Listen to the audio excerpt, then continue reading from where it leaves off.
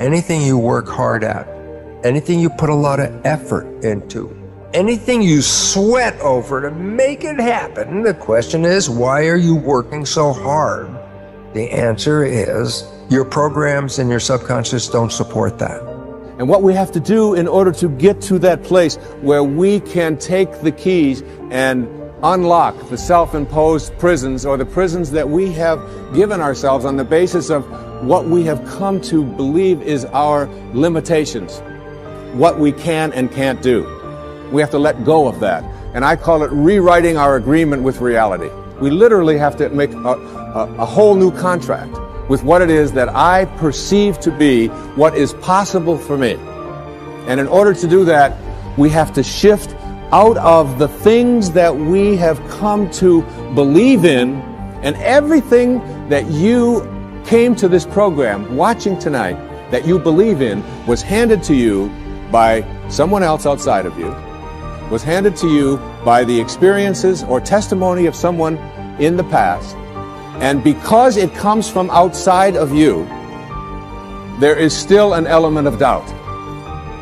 And this element of doubt isn't bad, but it keeps you from reaching higher levels, because what you think about is what expands. And if you're thinking doubt, then doubt is what expands.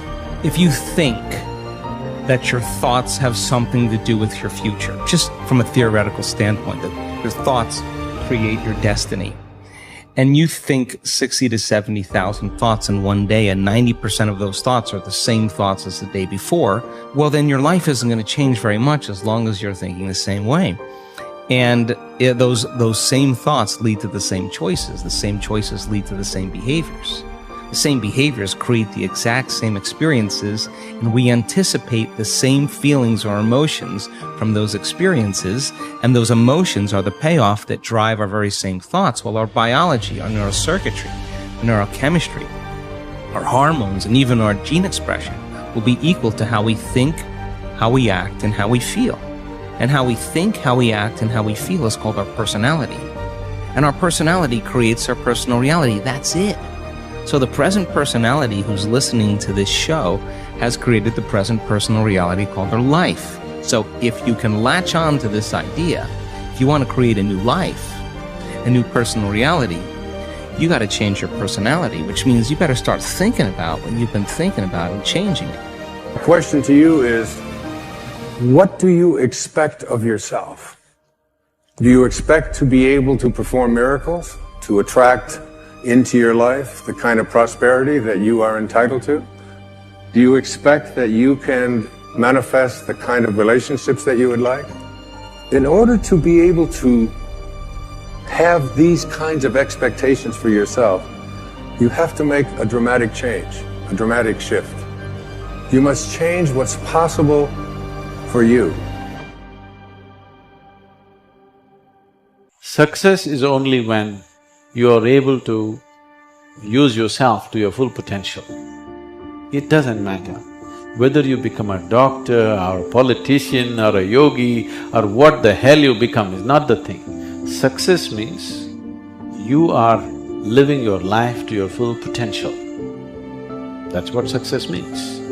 If that has to happen, you need perception and an active intelligence. How do I grow my intelligence? Don't worry about that. Right now, the important thing is to enhance your perception. If you're able to see life just the way it is, you have the necessary intelligence to conduct it well. If you're not able to see life the way it is, your intelligence will work against you. Most intelligent people on this planet are generally the most miserable people on the planet. This is simply because they have an active intelligence but no perception of life. But you and I, when we choose to create something new in our lives, when we choose to heal our bodies, when we hold the image in our mind of what it is that we choose to create, the act of holding the image in our minds is the act of us reaching into the potential of this field, of the divine matrix. We're literally reaching in on an energetic level in the presence of all of these possibilities, and we're finding the one that we now have created to focus upon, it's pulsing in place. That is the secret to creating in the divine matrix. That's the secret to reaching in to the potential, grabbing that potential in your life and isolating that potential and making it into something that is real. Let's write down the feelings of how you would feel if that future happened, and you're going to have to feel that feeling before it occurs.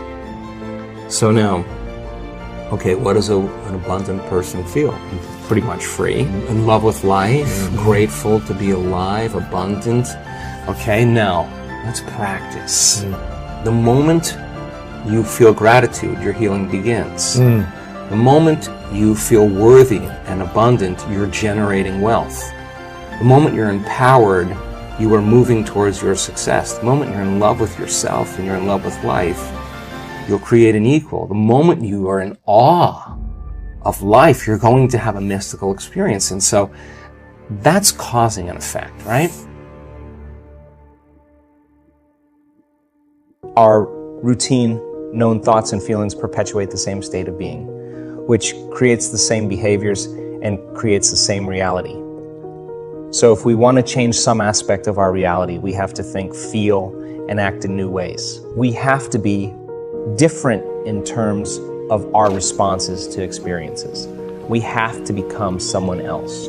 We have to create a new state of mind. We need to observe a new outcome with that new mind. From a quantum standpoint, we have to create a different state of being as an observer and generate a new electromagnetic signature. When we do, we will match a potential reality in the field that exists only as an electromagnetic potential. Once that match exists between who we are being, what we are broadcasting, and the electromagnetic potential in the field, we will be pulled toward that potential reality, or it will find us. I know that it's frustrating when life seems to produce an endless succession of minor variations on the same negative outcomes. But as long as you stay the same person, as long as your electromagnetic signature remains the same, you can't expect a new outcome. To change your life is to change your energy, to make an elemental change in your mind and emotions. If you want a new outcome, you will have to break the habit of being yourself and reinvent a new self. What do your state of being when a laser has become? A laser is an example of a very coherent signal. When physicists talk about a coherent signal, they are referring to a signal made up of waves that are in phase. Their troughs, low points, and crests, high points, are parallel. When those waves are coherent, they are much more powerful.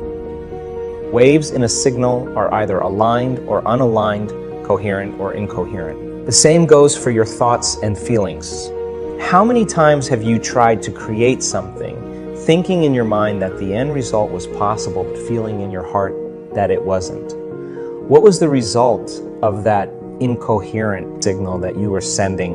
Why is it that nothing manifested? If your intentions and desires haven't produced consistent results, you've probably been sending an incoherent, mixed message into the field. You may want wealth, you may think wealthy thoughts, but if you feel poor, you aren't going to attract financial abundance to yourself. Why not? Because thoughts are the language of the brain and feelings are the language of the body. You're thinking one way and feeling another way.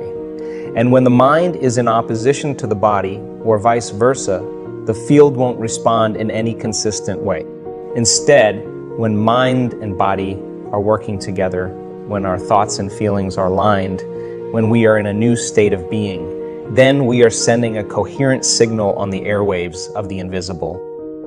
Now let's fill in another piece of the puzzle. To change our reality, those outcomes that we attract to ourselves have to surprise, even astonish us in the way in which they come about. We should never be able to predict how our new creations will manifest. They must catch us off guard. They have to wake us up from the dream of the routine reality that we've grown accustomed to. These manifestations should leave us with no doubt that our consciousness made contact with the quantum field of intelligence. So we are inspired to do this again. That is the joy of the creative process. Why should you want a quantum surprise?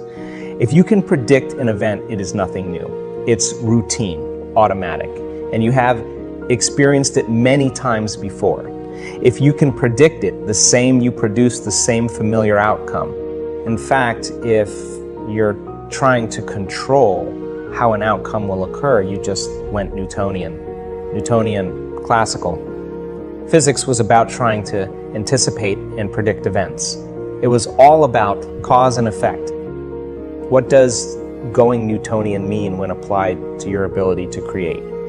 It's when the external environment is controlling your internal environment, thinking, feeling. That's cause and effect. Instead, change your internal environment, the way you think and feel, and then see how the external environment is altered by your efforts. Strive to create an unknown, new future experience. Then when an unforeseen event occurs in your favor, you will be pleasantly surprised. You just became a quantum creator. You just went from cause and effect to causing an effect. Hold a clear intention of what you want, but leave the how details to the unpredictable quantum field. Let it orchestrate an event in your life in a way that is just right for you. If you're going to expect anything, expect the unexpected. Surrender, trust, and let go of how a desired event will unfold. This is the biggest hurdle for most to overcome, because we human beings always want to control a future reality by trying to recreate how it occurred in a past reality.